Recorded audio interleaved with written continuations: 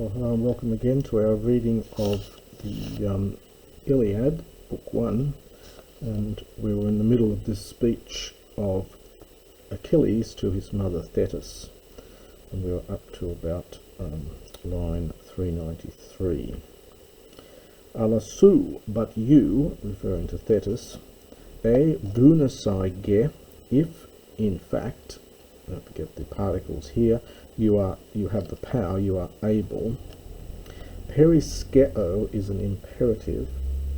It's from perieko, to surround, so hence protect or defend, and it's taking a genitive here. So protect Paidos, the sun. Now the heaios is very odd here. It's actually a genitive of eos, meaning noble. And the hard breathing here is very hard to explain. You'll need to have a look at commentaries on this to try and give some reasons to why we've got a hard breathing here. It doesn't look right from here, but it is apparently, and there's some discussion and debate in the commentaries about it, but the meaning is clear that it is from this apparently. So meaning noble. So, but you, if you are able, protect your noble son. Elthus Olympondi, having gone to Olympus, we get that de ending there.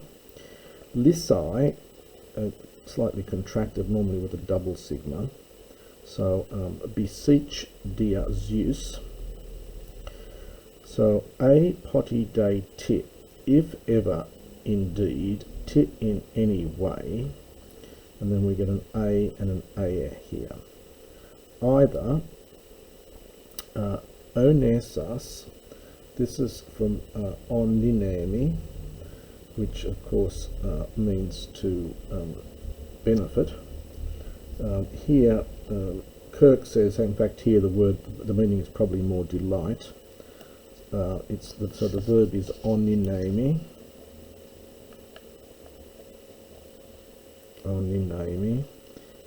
And the stem here is this nay here,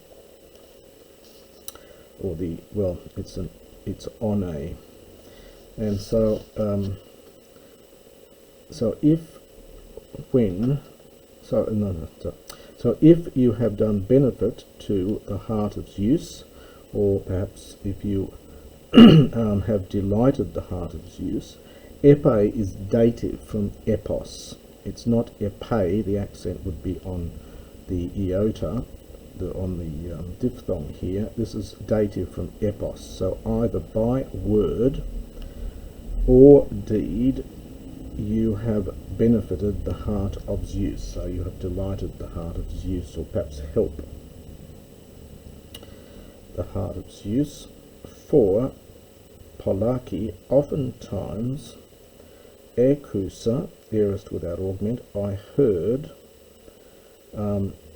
you understood, well, this could be the you here, I heard you boasting, rather than praying here, I think you can lie, boasting in the halls of your father, when ephesta is imperfect from fami, you used to say that oye, you alone, so single-handedly,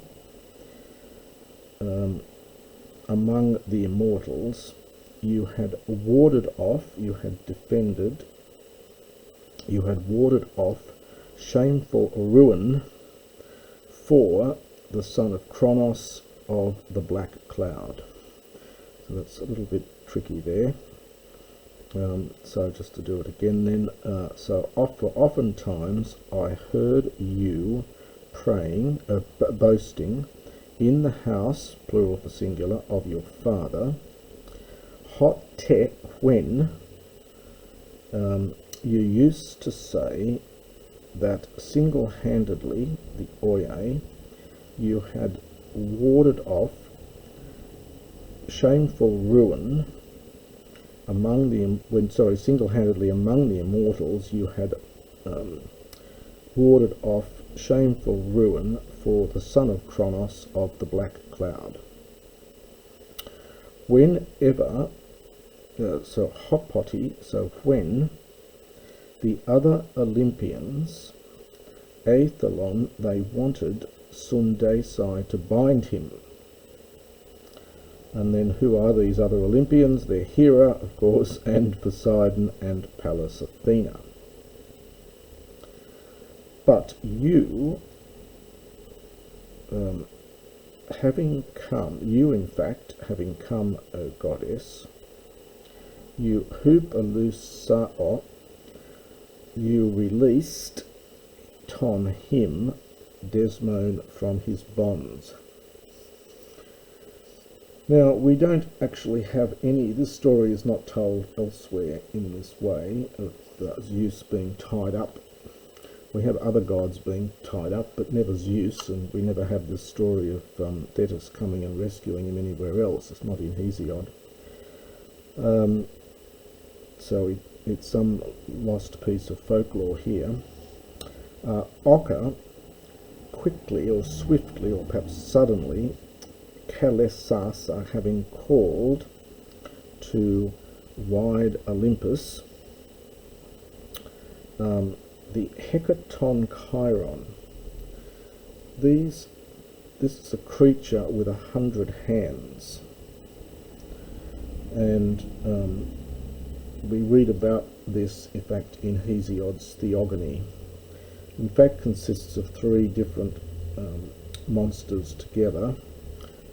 Kotos, Briareos, and we're going to get down here, and Gaius. These were some sort of primeval monsters.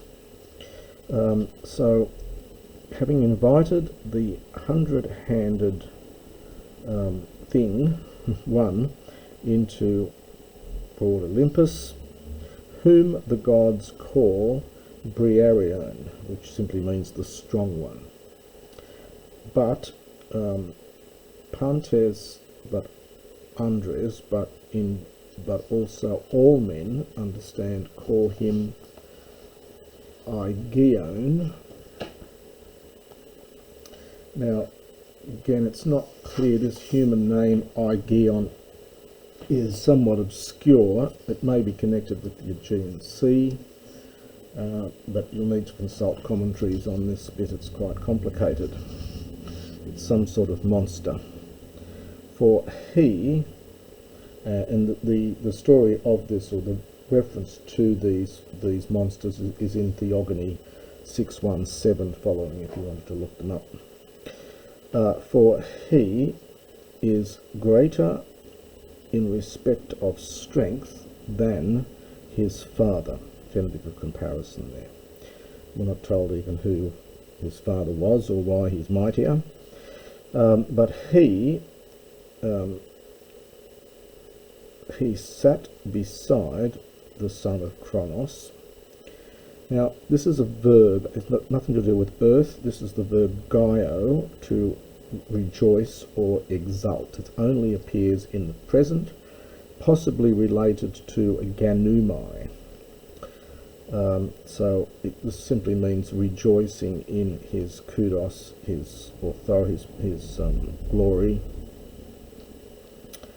And the blessed gods were terrified of him, and nor did they bind, understand, Zeus any longer, any further. Nun, very strong here. Now, Mnesasa, having reminded Min for out on him, that is Zeus, tone of these things. So, Frazio imperative. Paratzeo imperative. So, sit beside him and take his knees. So, having brought to mind, having reminded him now of these things, sit beside him and take him by the knees. Partitive genitive here. From gonu, lengthened to goon. That a, if, and then we get our ken, if pose perchance, he might wish epi is a preverb with the araxi to give assistance to the Trojans. And